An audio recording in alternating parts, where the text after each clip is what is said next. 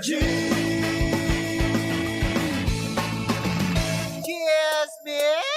Kabaklita! With Tita Cora and Kapitana Sisa. Same, pero iba! Dahil ako pa rin ay mag-isa. Oo, nakakaloka. Last day na mag-iisa ako. Dahil ang tita Cora nyo ay back to work na tomorrow. Oo, nakakaloka. At kayo patuloy pa rin pong nakatutok at nakikinig sa number 106.7 Energy FM. Panggawag mong sabihin radyo, sabihin mo. Yan! Metro and Mega Manila, isang maganda ako. I know it. And I can feel it. Kumontra na yung mga gustong kumontra. Trip ko to, walang basagan. Hindi ko kayo pinakikialaman sa trip nyo, di ba? Kanya-kanya trip lang din yan. Isang magandang umaga pa rin po sa lahat ng ating mga panggana patuloy na nakatutok on our digital platforms on 106.7 Energy FM, of course on Facebook, TikTok, and sa ating mga team replays, ayan, on YouTube channel.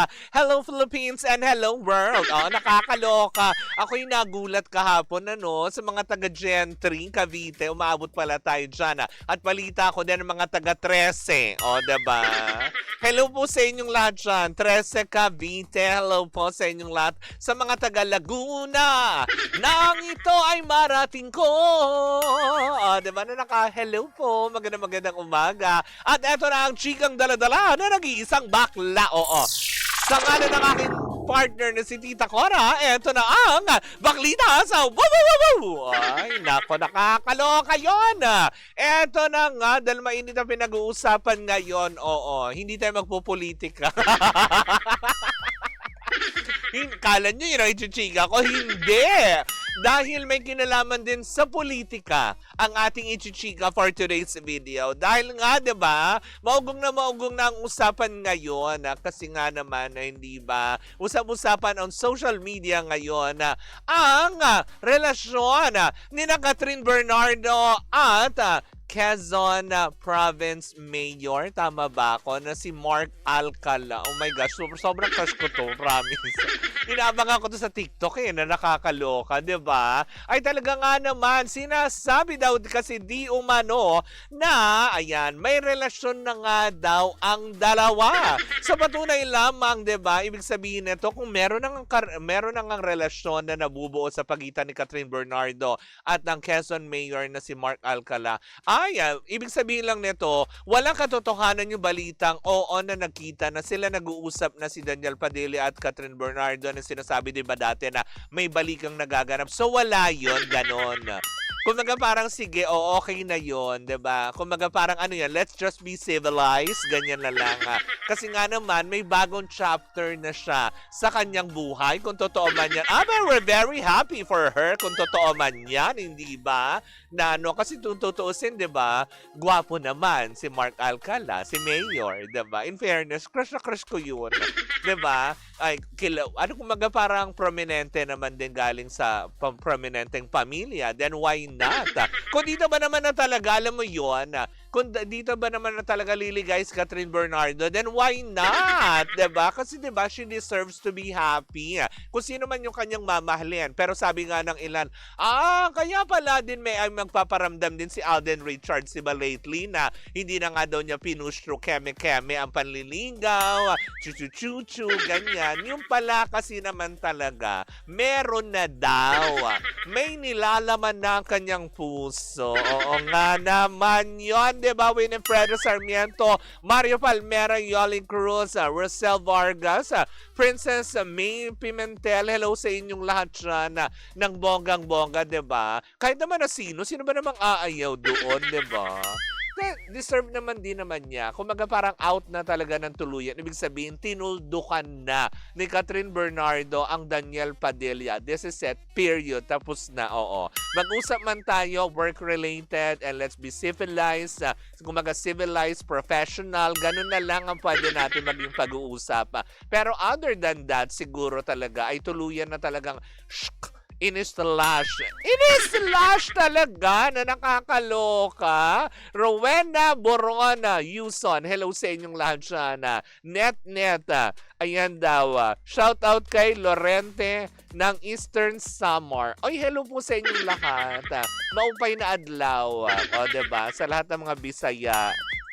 'Di ba, na mga waray na nakikinig sa atin, 'di ba? Pero yun, it's a good sign, 'di ba? Kung totoo man ito na talagang ganyan, let's be happy for her na lang, 'di ba? And supportahan na lang din naman natin. Total naman, 'di ba? Everyone deserves to be happy like Catherine Bernardo. And kung sino man itong bago niyang minamahal, na although wala pa naman din binibigay na kumpirmasyon na talagang alam mo yun, sabi nga nila, 'di ba? Hindi naman daw dinideny pero wala din pag-amin. O, 'di ba?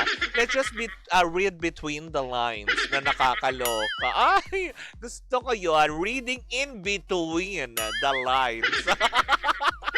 Reading in between the lines is another line. Nakakaloka! Diba? Nakakasaya naman yun ang balita na yan. Diba? Na kahit pa paano. Yan. Catherine, mabuhay ka. Diba? Well, ikaw ang nagwagi sa aking pinupusuan. O, diba? Ruby Panes.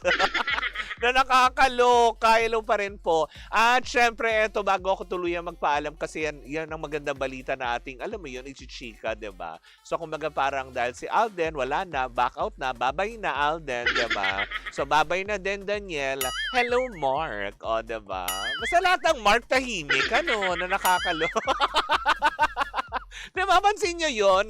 Kasi diba itong mayor na to, diba, tahimik lang din, diba? Yung pala, yan, nagwagi na, nasungkit na nga, kung totoo man, diba? They deserve each other kasi single naman din siya, diba? And si Kat naman, nasa hustong gulang na, diba? So, kung anong trip nila, bala sila sa buhay nila.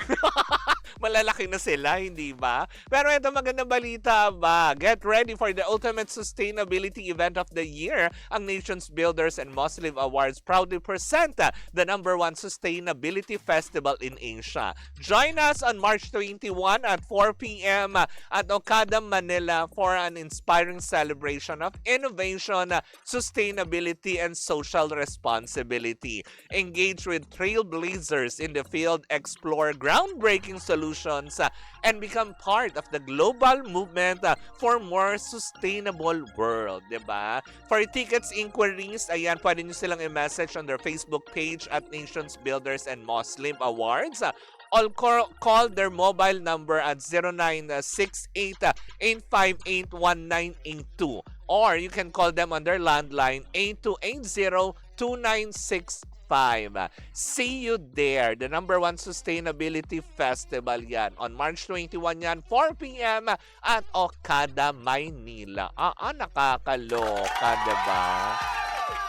Well, anyways, mga panggayam po muna ang ating unang chika for today's video. Sa ating pagbabalik, tama ng palakpak naman, oo. Nabubungo lang bakla. Diba? Sa ating pagbabalik, isang umating mong chikahan na naman ang daladala ng isang bakla. Oo, dahil bukas pa rin babalik yung isang bakla. Oo. Magandang-maganda na siya bukas. So, muli po ako si Kapitana Sisa sa ngalan ng aking partner si Tita Cora. We are still same pero iba. Tuloy-tuloy pa rin po ang ating tugtugan. Syempre, dito po lamang yan sa #1 106.7 Energy FM. Panggawag mong sabihin radyo, sabihin mo.